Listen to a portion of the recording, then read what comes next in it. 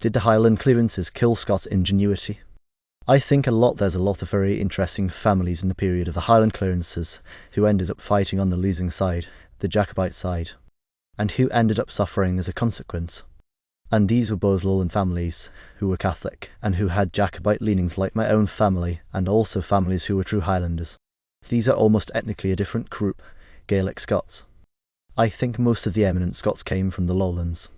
I think they came from the big city areas like Glasgow and Edinburgh and the Borderlands, places like that.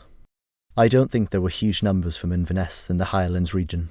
It was a lot more backward in the Highlands for a very long period of time.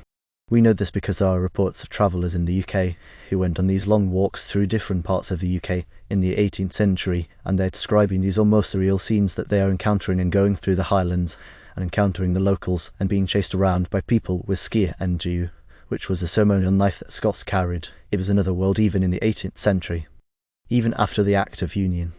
And that entire culture has been virtually eliminated through the clearances, which was a real tragic thing that shouldn't have happened. But then again, group selection, that's an example of group selection.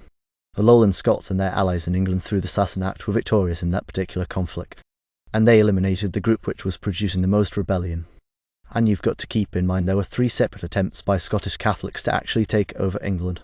There were 3 separate attempts. You had the James II post-exile, his son the Old Pretender, the so-called James VIII of Scotland, and his son Bonnie Prince Charlie.